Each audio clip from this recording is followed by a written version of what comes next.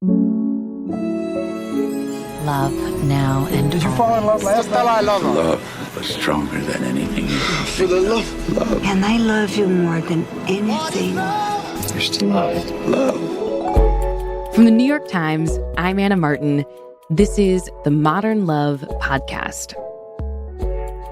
Today's essay begins with a couple who make a choice, just as they're running out of options. And it turns out their act of desperation is also an act of love. The essay is called Getting Married is Better Than Dying, right? It's written by Pauline Miller and read by Sam Dez.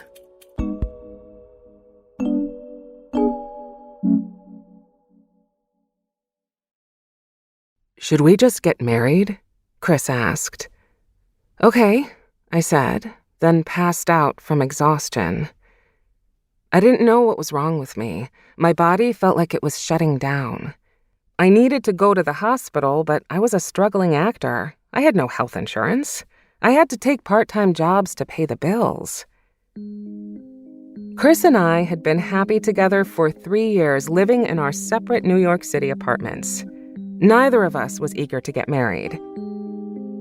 He was divorced and not ready to rush into anything. I wanted to be with someone I loved, but thought of myself as way too progressive for something so conventional.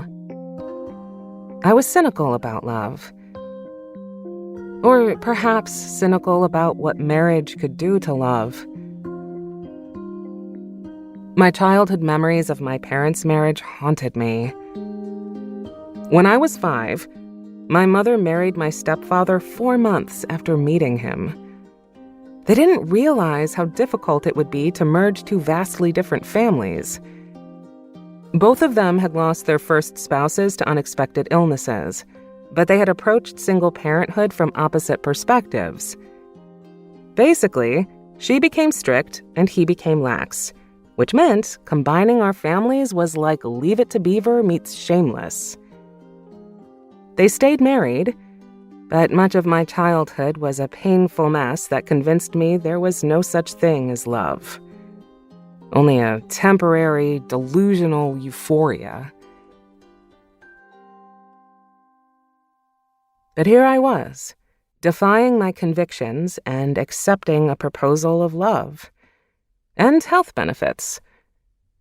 My illness had sneaked up on me gradually. I didn't recognize the gravity of the situation until things got bad one Sunday night at Chris's parents' house. I was sitting at the dinner table, and I got ridiculously cold and didn't even have the strength to keep sitting up. "I'm getting the flu," I said. "Got to lie down." Buried under 3 blankets on the couch, I was still shivering. Chris's father joined me in the den. "That's no flu," he said. "You have to go to the doctor." I procrastinated for 2 days, then called my internist friend in Reno, Nevada. I described my symptoms, including the bizarre rash on my face and newly swollen ankles. He ordered me to go to the emergency room. Do I have to? My capacity for denial was astonishing. "There might be something seriously wrong with your kidneys," he said. "Go." I tried not to panic as I spent the next 2 days exploring options for health insurance. I was freaking out just as much about money as I was about the idea of dying. Freelancers Union insurance turned out to be too expensive, and declaring bankruptcy seemed like courting disaster. That's when Chris asked me to marry him. It wasn't what most people would consider a dream proposal, but he was doing what he could because he loved me and wanted to save my life. What's more romantic than that?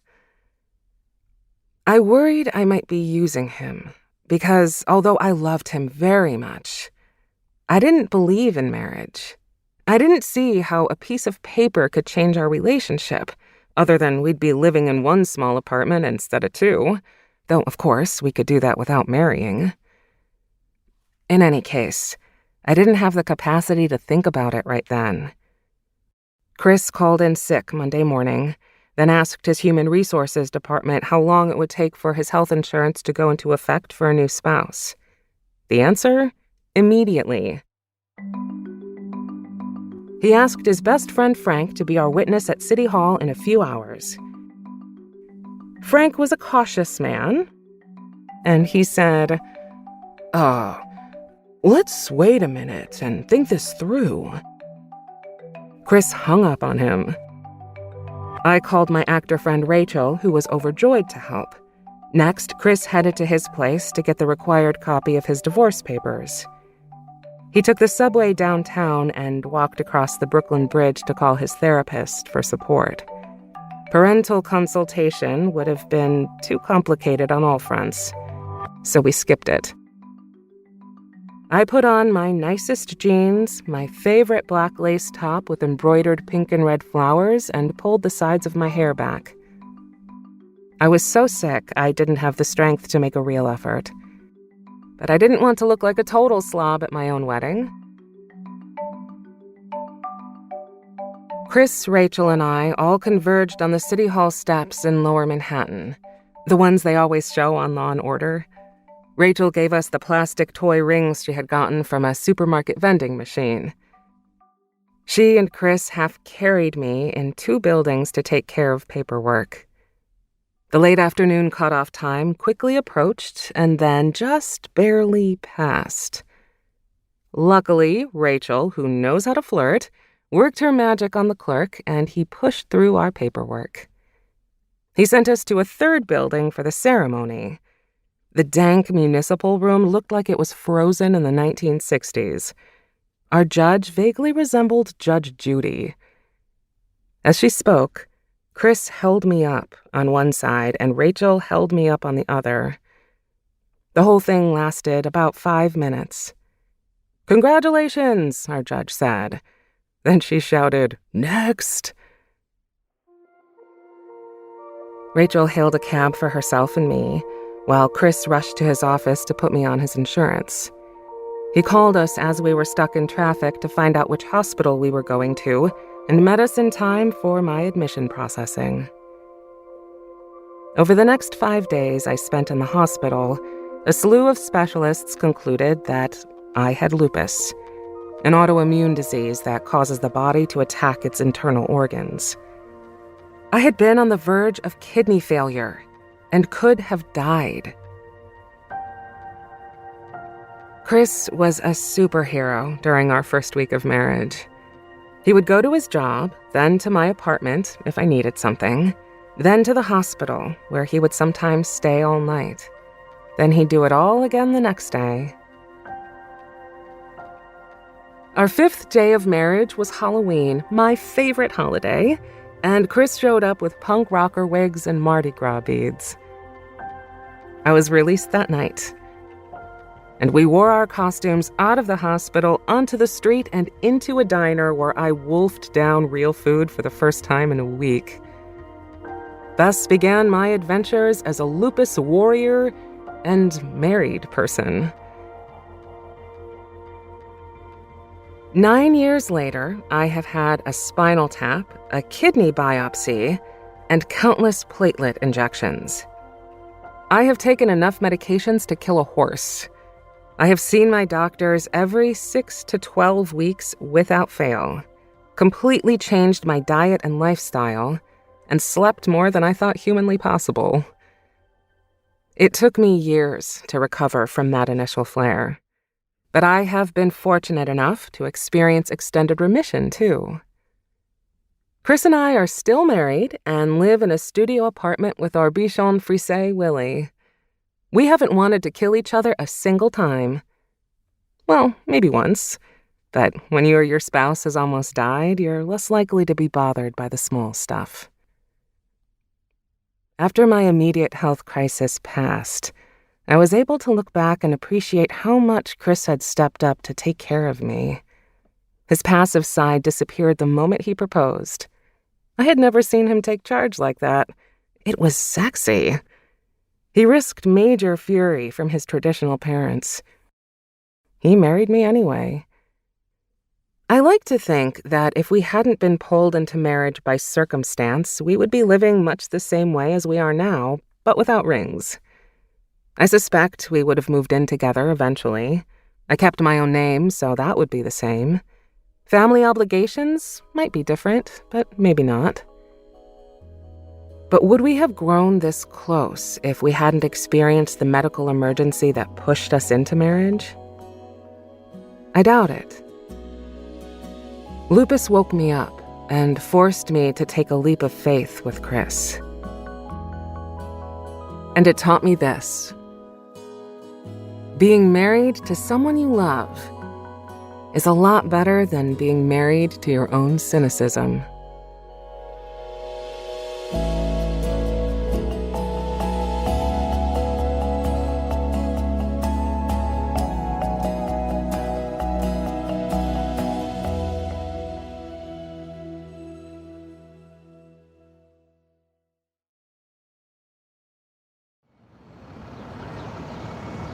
Hey, it's Anna. I'm here with our producer, Julia. Say hey. Hi.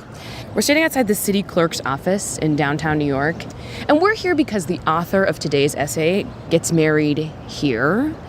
And Julia and I wanted to talk to some couples on their big day. You want to go on in? Yeah, let's go.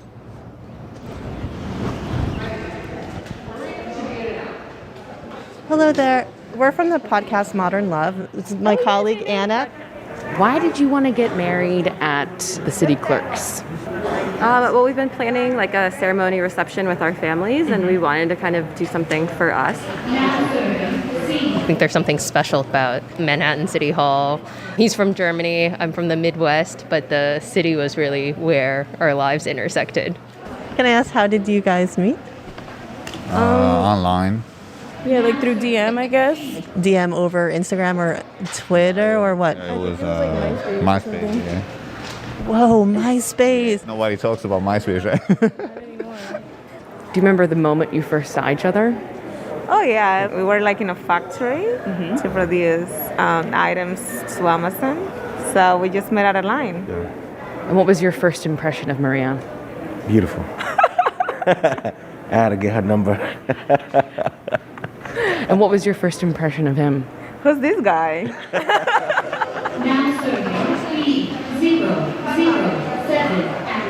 I'm Mike McSweeney. I'm the city clerk, and we are here in the Manhattan Marriage Bureau of the New York City Clerk's office. Is there one couple or a marriage in particular that sticks out to you that you remember? There were a few. An older couple was getting married, and the bride had a son who was about 10 years old. And just as I started the ceremony, I said, is there anyone here that has any reason to object? And the 10-year-old son started crying at the top of his lungs. And he said, I don't want my mom to get married. Tears rolling down his face. His aunt brought him out. There was a little conversation. His mom went out. So his mom and her sister were talking to him. And he came back in. He had stopped crying. And he said, I'm okay. And I proceeded with the ceremony. That's one I'll never forget. Wow. Hi, I'm with the New York Times with the podcast Modern Love. Can I ask, when did you both decide to get married? We used to be married before. Then 2 years ago, we got divorced, and then we're getting back together again. It's crazy, right? No way, that's amazing. How long did it take you to get an appointment here for the ceremony? Well, this is our second attempt. It's very difficult to get a date with City Hall. We kept checking every day to see if there was an appointment available, and it wasn't. It was literally on Valentine's Day. It was like, wow, I think they did it on purpose to make people on Valentine's Day feel happy. Yeah. We actually found today, when we did our virtual license meeting, I thought that was the day we were getting married, and my mom put like the actual date on champagne glasses. So then she understood it was not that day, but They told us to come in person. Yeah. So we're like, Yeah, it's good. You look beautiful, by the way. Thank you. Yes, thank you so much. Are you guys going to do something to celebrate afterwards?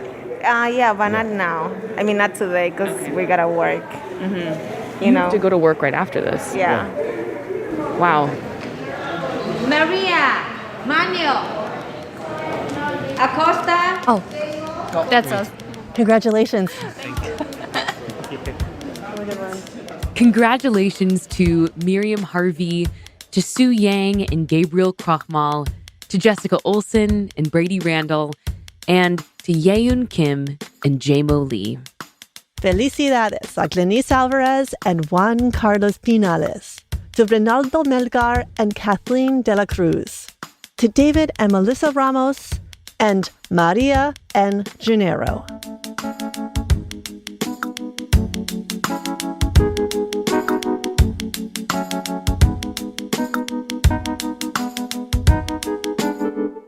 Modern Love is produced by Julia Botero and Hans Buetow. It's edited by Sarah Saracen. This episode was mixed by Alicia Baitup. The Modern Love theme music is by Dan Powell. Digital production by Mahima Chablani. Special thanks to Ryan Wegner at Autumn and to Michael McSweeney, the city clerk for the city of New York, who gave us the best public restroom recommendation in all of Lower Manhattan. The Modern Love column is edited by Dan Jones. Mia Lee is the editor of Modern Love Projects. I'm Anna Martin.